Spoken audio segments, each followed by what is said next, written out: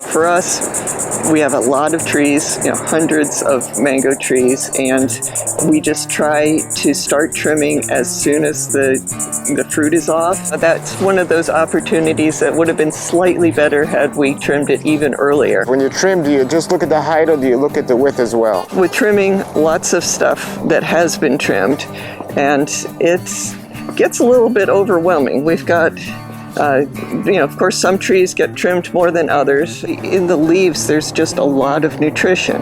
And so when you are chipping up, these branches and such, you're sending nutrition into the grove again, restoring some of the soil possibly. If I were wanting to top work this tree, I would just take out parts of branches or just a few of the branches at a time, wait for new growth to come out of those areas, top work that, and then work my way around the tree. Hello everybody, welcome to Fruitful Trees. It's that type of time of year again. It is the end of mango season, but more importantly, getting ready for next season already.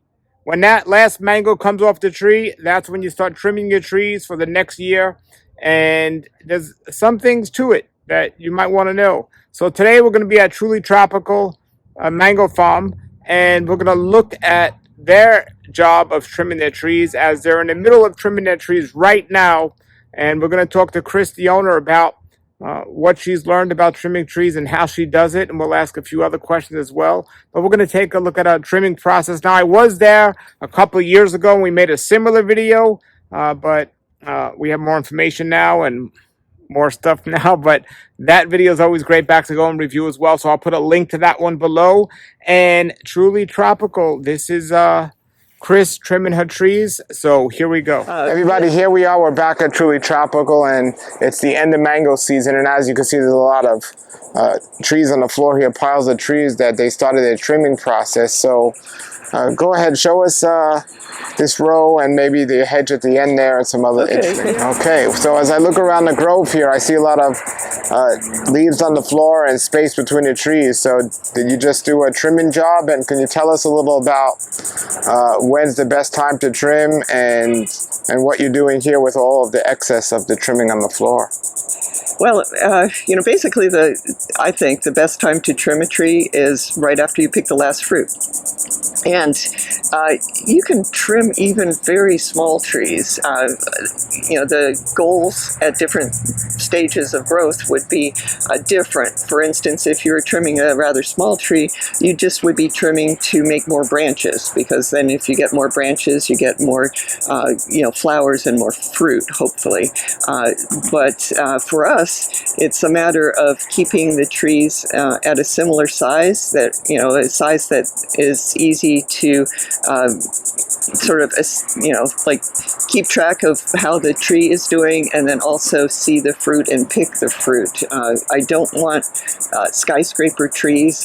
I know that they make wonderful shade trees, but it's just a literal pain in the neck to pick fruit from a very tall tree. So we try to trim our trees every year, and after the last fruit is off of the tree, it's a huge job, but we have started. Yeah, we see here. So, like, these look like they've been recently trimmed. That one looks like it's growing already. It's growing new growth. Did you trim that already, or not yet, or will you leave that alone? What do you do with a tree like that starts growing already? Yeah, that one was a larger tree than the others in the row, and it was trimmed earlier, and that is the new growth. When is it too late to trim? When it gets too close to that cold weather. Basically, you want to have time for the tree to put out new growth and for the new growth to mature before the first cold snap. So if you have, some sort of magic to, determine exactly when that first cold snap is, then you can work backwards from there. But for us, we have a lot of trees, hundreds of mango trees, and we just try to start trimming as soon as the fruit is off. And and don't stop until it's done. Sure, I'm going to put a link below because we came here and you showed us how to trim the mango trees in the past. So we'll take a walk now and check out some of your trees that have been trimmed, and you could show us what you did.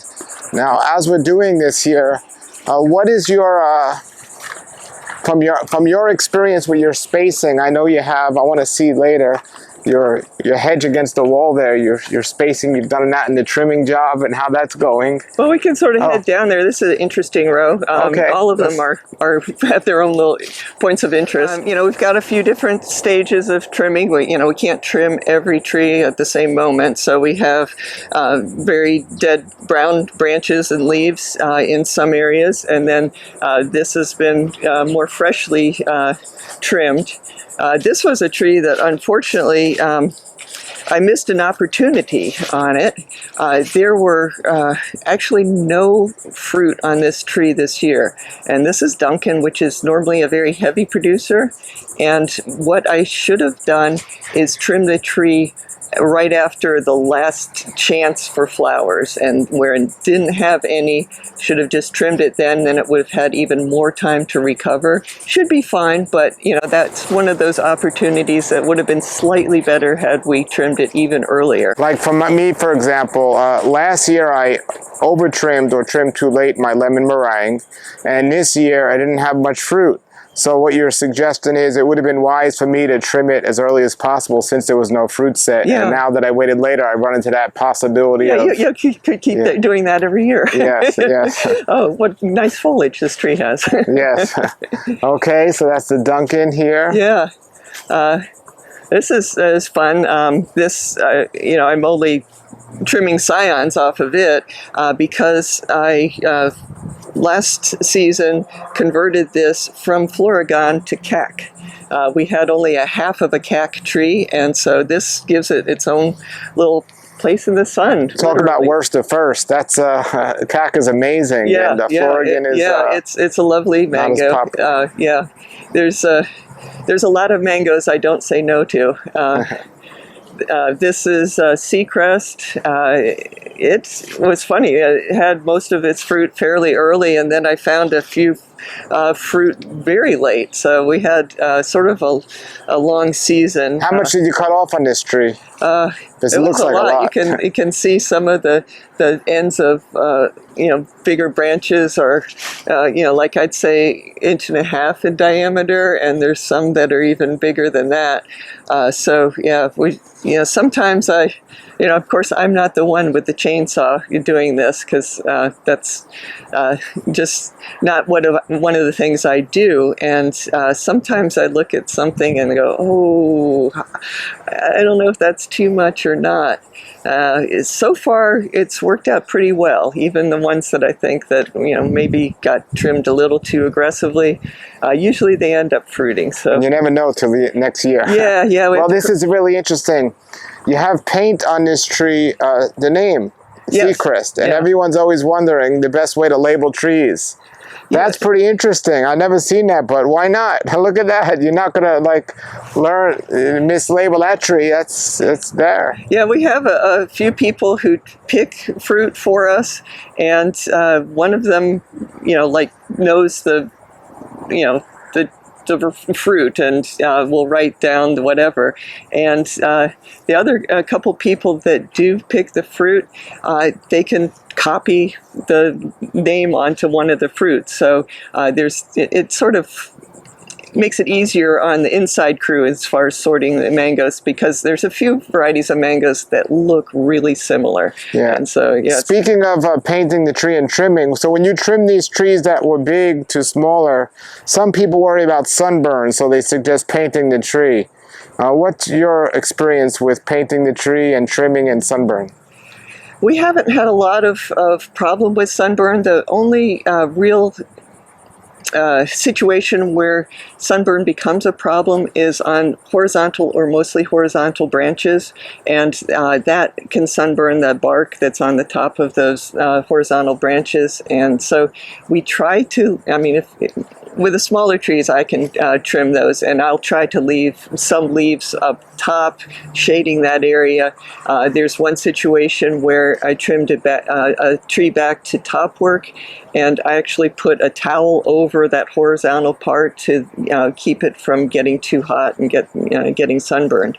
So there are a few strategies. I haven't painted trees, but they certainly do that a lot in California. And usually, what you do is use white latex paint and paint the areas that would be exposed to sun. Now, when you trim this tree here, I'm looking at the tree. I know you definitely want to take down the height, but as for the width, on a mango tree with the mangoes growing at the end of the branches, can you make this tree skinnier and get the same amount of mangoes, or is it more profitable to leave it as wide as it is? When you trim, do you just look at the height, or do you look at the width as well?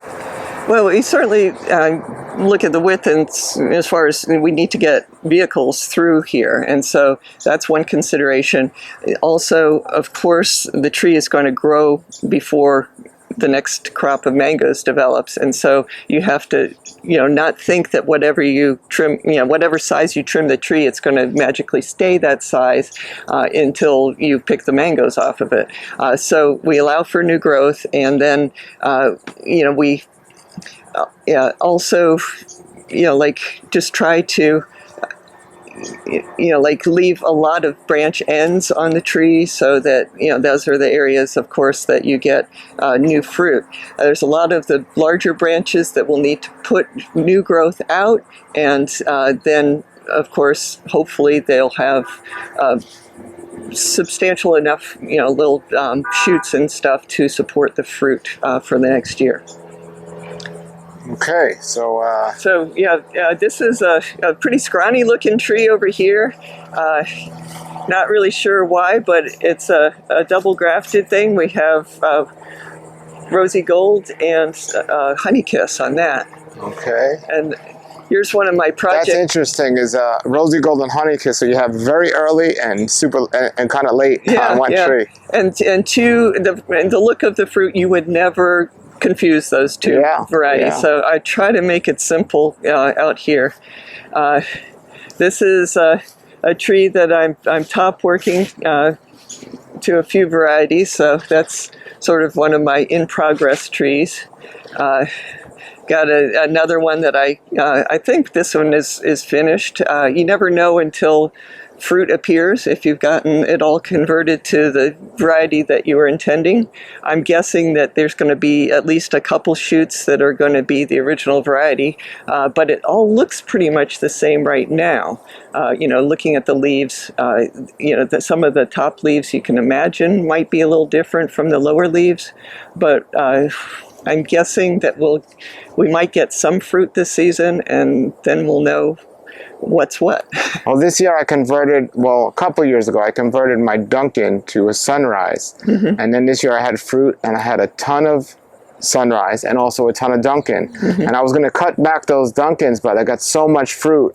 I was like, well, I'm just going to leave both on here. Yeah. And is that going to be an issue? Because they grow the same kind of rate. Or can it? Or you just got to wait and see? Yeah. I mean, multi-grafted trees are great because you get more variety for the same space. I don't think there's any problem. The only problem is the rate of growth, as you were mentioning. And so if you have, something very vigorous and something that's not, the vigorous variety is going to want to take over the tree. So if you have that situation, you just have to be really on top of trimming that vigorous one back. Okay. Now this is really exciting here. This is your amazing hedge of mangoes that you put here. This is high density at its finest, and I see you trimmed a lot of it this year. Did you get any mangoes off this hedge this past year? Yeah, we did. It wasn't a great mango season, as we mentioned before, so we didn't get a lot of mangoes, but we did get a pretty good amount considering when you compare it to the rest of the grove.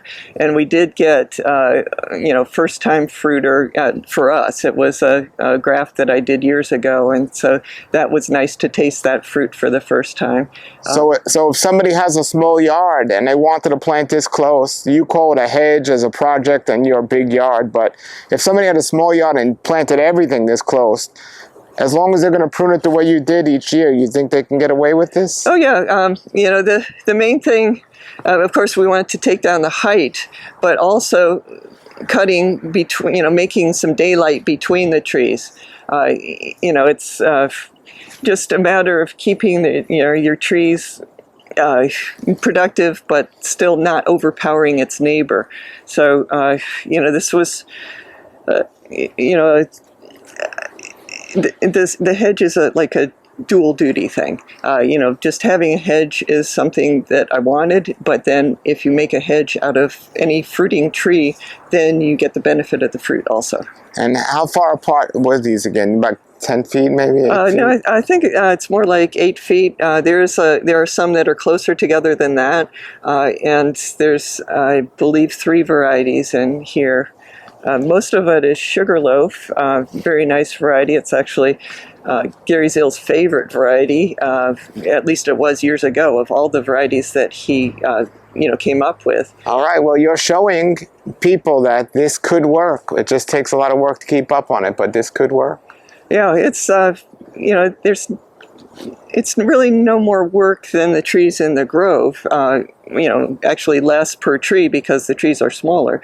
It's just a different vision for the trees, basically. Now, can you leave a super big tree this size without hurting fruit production? Because some people say if you have a big tree that you keep cutting back, eventually it's going to affect the production tremendously. As if it's a mid or a smaller tree, it won't affect the production as much.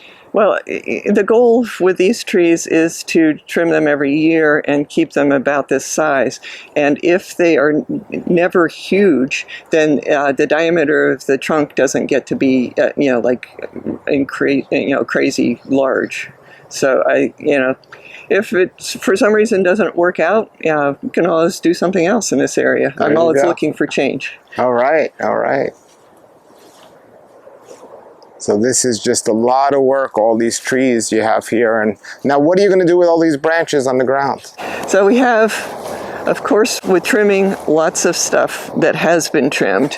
And it gets a little bit overwhelming. We've got, of course, some trees get trimmed more than others, but there are piles and piles of branches that clearly cannot stay in the grove. It's not, they're far too large to, for instance, run over with a lawnmower. Even though we have a really good lawnmower, this is beyond its capabilities. So every year we do this. We trim every tree every year. And what we are doing now is, we're still trimming, but we're waiting for a guy who comes in every year for us and chips up the branches. So when he does that, basically he can be on our drive here with the chipper, and we'll aim the chipper between the trees and blow the chipped up branches, which includes the leaves too, into the grove as far as the machine can spew them, which is maybe about 20 feet. And then after that, we need to spread it the rest of the way. But there's a couple reasons to do that. And one is, I just really don't want to send a whole bunch of stuff to the dump. I mean, this is, it's not like it's hazardous material or anything like that. These are tree trimmings. And actually in the leaves there's just a lot of nutrition, and so when you are chipping up these branches and such, you're sending nutrition into the grove again, restoring some of the soil possibly, and then the wood part is also good. It doesn't have as much nutrition as the leaves, but it helps the structure of the soil. I just feel like it's the right thing for the environment in general, but also the right thing for the grove. What would you recommend to the private house owner that doesn't have a commercial grove to do with these? Because most of us don't have chippers, and what's your suggestion there? Yeah, it's one thing that, I mean, it's tedious, but some people I know actually will take the leaves off of the branches and leave them out in the grove.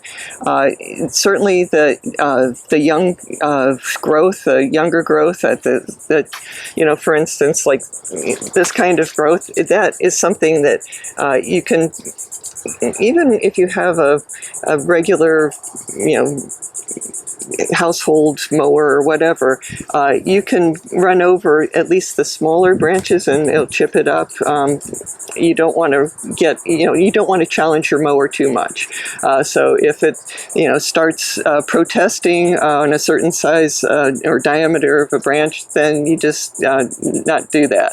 I will sometimes just, while I'm standing somewhere and I, like have recently trimmed a fairly major branch, especially when it's still green, sometimes the diameter can be pretty big on that, is I'll just take my pruners and just, chop it up into smaller pieces. It's not like I can do a lot, like this very small percentage of the grove. I think it'd be like 0.01% or something that I could do that way. But it is, everything helps. And so when it gets to this stage where, it's not very brown and, crispy, you can just take the leaves off like that and put the rest of the the branches, the woody parts of the branches out for garbage pickup, and at least you're getting nutrition from the leaves. Okay. Now it's in a yard like this. If I did this, and it wouldn't look too appealing in a small personal yard. But then you can run it over with a mower, and then it magically, chops it up, and it degrades pretty quickly. There you go. So we are now here filming this, and we're in August 20th, I believe, or 19th. How much more do you have to trim, or did you finish for the year? Oh, no, we're not finished. Okay, so you still got a good amount. Yeah, there is a lot to do. And I would say that we are maybe 25% in, and that might be, I think it's probably pretty close. Now, I know you said it depends on the weather, but do you have a date where no matter if you didn't get to it or whatever, you're definitely not like trimming after Thanksgiving or something? Is there a date that you have that I definitely don't trim after that? If I don't get to it, too bad. Or is it you just try to get everything done? Well, I mean, you never know, when the cold weather is going to hit and that kind of thing. But the sooner the better as far as how quickly we can get this done. I hope that we can get it done in 3 more weeks. So we'll see if that pans out or not. Sure. Wow.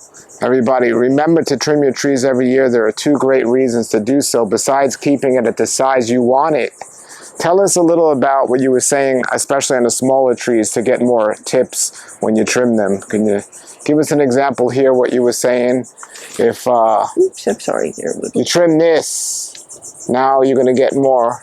Yeah, so we just have a single branch here. It's you can see that it did have a panicle there. I'm not sure if the fruit developed or not for this particular one, but if this were left like it is, there would be a lot of branches, like maybe 4 even, that come from this top. There's buds above every leaf here, and so you have like 5 leaves coming out of this very top area, and just this side of each where the leaf connects to the stem or to this shoot, it is there's a bud. You can barely see them now, but if we left this on at this stage, it would produce branches out of that same plane. There'd be no stagger to it. So there's 2 reasons to trim this. One is, of course, for the size of the tree, but also for the growth, the way that it will grow. So when I have the ability to see and work with a branch that is so close, what I'll do is pick leaves.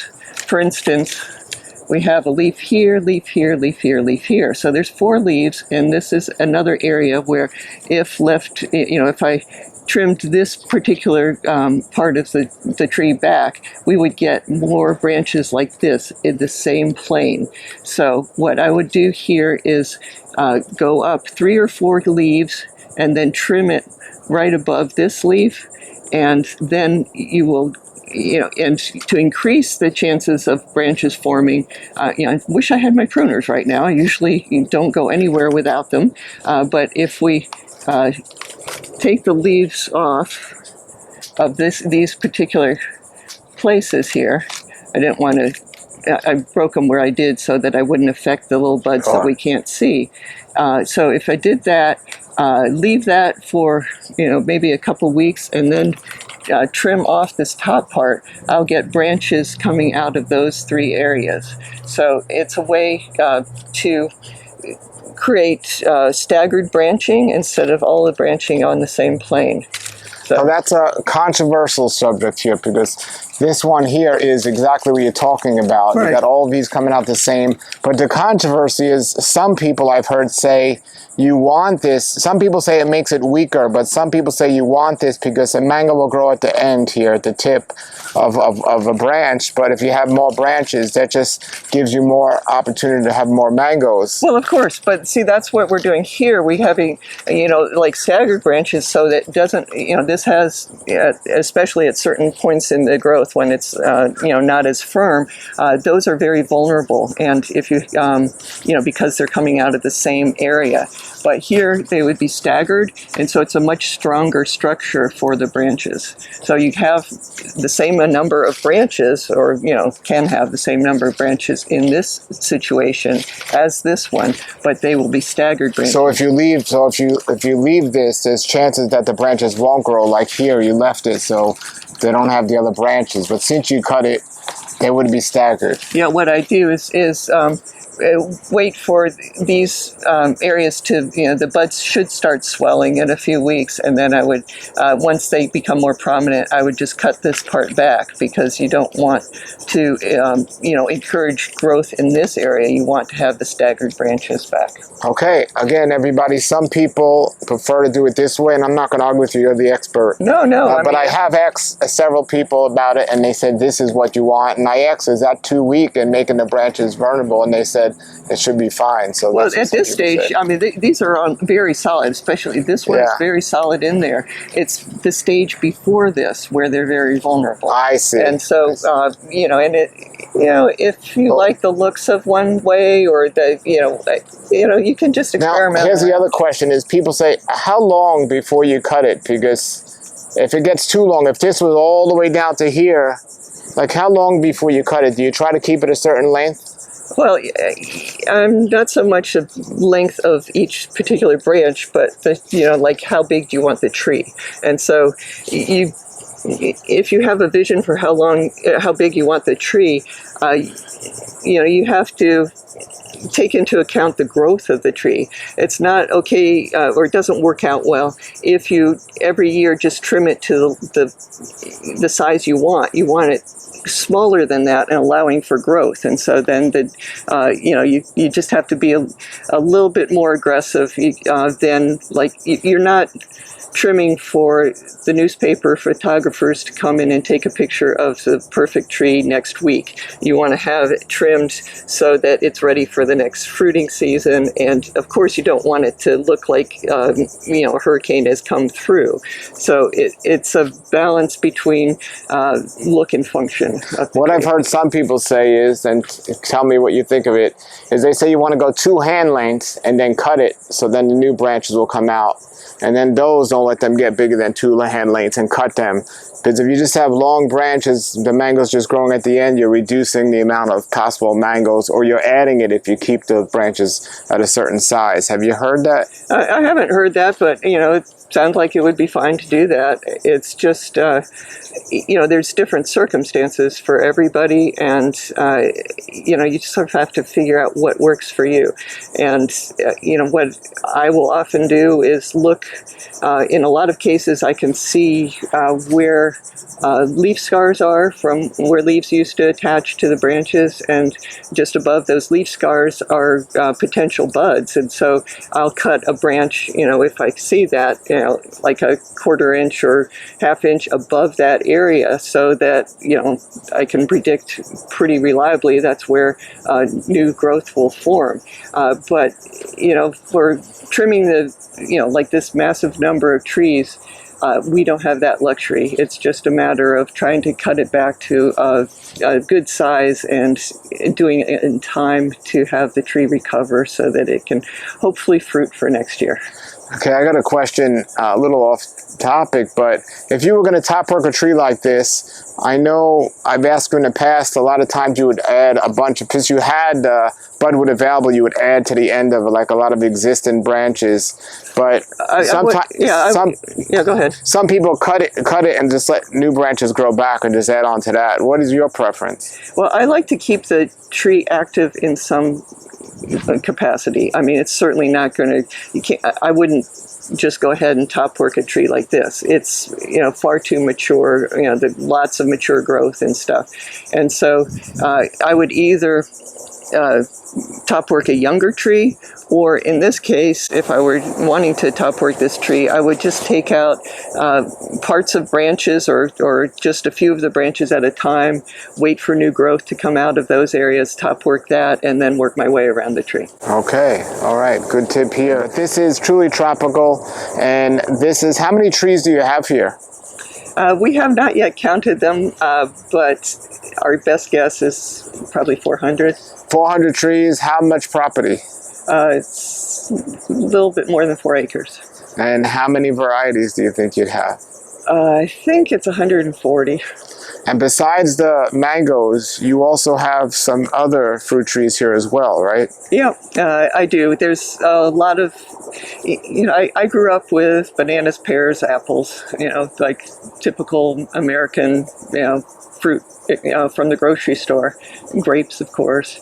But then you get into tropical fruit, and there's just so many more flavors, and it's just a whole new world. And I have fallen in love with a lot of tropical fruit. It's of course mangoes, obviously my favorite. But canistel is a wonderful fruit. Love that. Black sapote, wonderful. White sapote, that's nice too. There's just so much to really enjoy in the world of tropical fruit. And so I do grow those varieties of tropical fruit. Unfortunately, some years there's not a lot of fruit on the tree, and so I'm forced to eat them all myself. And so hopefully, I keep planting more black sapote trees. I've got a lot of varieties of that, so I'm hoping that we have a good year. If not this next season, then the following one. That's a variety that a lot of people have eaten the fruit and not liked it, but usually in that case, they've eaten it when it's not fully ripe. And so that's something that you just have to learn about before you really can enjoy some fruit, because black sapote has fooled a lot of people. It basically looks rotten when it's perfect. So, but those are all varieties of fruit that I like. One of the very popular, probably the second most popular variety of fruit that we grow here, beyond, second to mangoes, is sapodilla. And that is a variety of fruit that I am happy to sell every last fruit to someone else. It's not that I don't like it, it's just that I don't like it as well as everything else. And so the people we have a lot of customers that like that fruit, and so they're very happy that they don't have any competition with me eating some of it. How many varieties do you have of the sapodilla? I have, I think it's 4 right now. I remember that butterscotch I got you. Did that grow and fruit yet? We have not had any butterscotch fruit. We have Morena and Hacia, Molish, and of course Alano. Okay.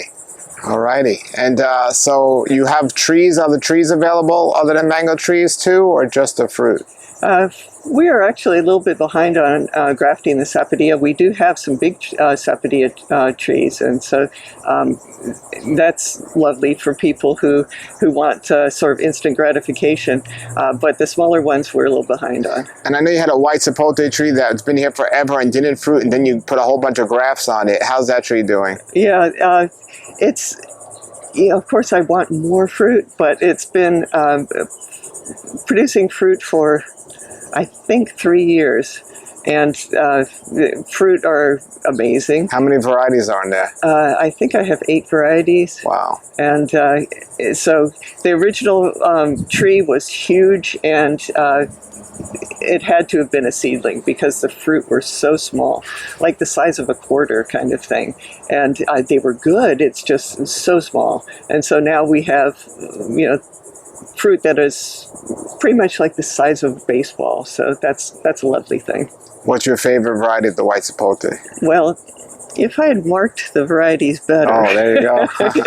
We do have a video out on it, and I have a friend who says that he thinks he can identify the varieties on the tree now from the video. So we might be able to actually label those. But yeah, that was, I used, again, my Sharpie marker on, like marking the shoots themselves. And of course, that didn't work out well. So yeah, we have to do a little bit more research on our video and matching it up to what's the growth is now. But yeah, definitely a fun tree. I'm glad it turned out like that. When it has fruit, and you know the 8 varieties you did, by tasting it, I can tell some of them now.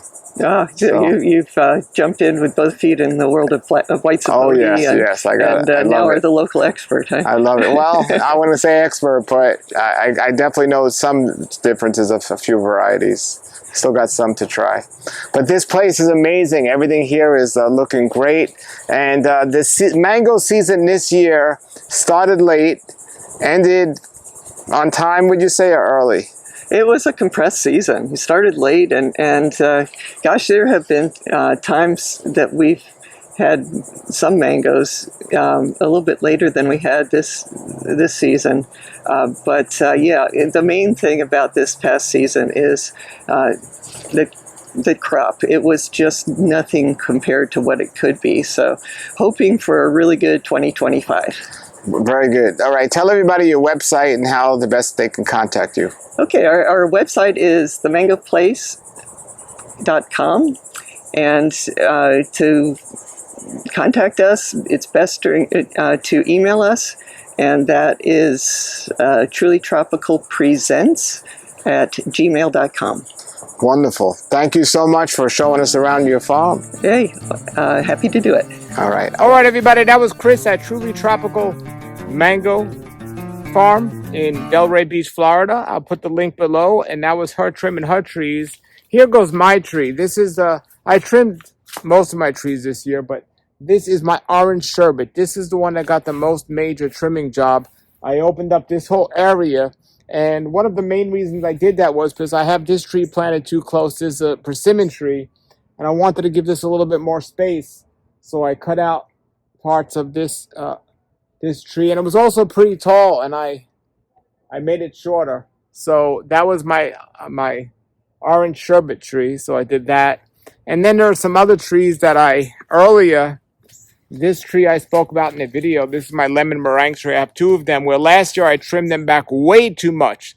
So this year I didn't trim them as pretty much at all. I just took out the middle because I didn't get many mangoes on it this year because I trimmed them too much. These were the only 2 mangoes that didn't do great for me.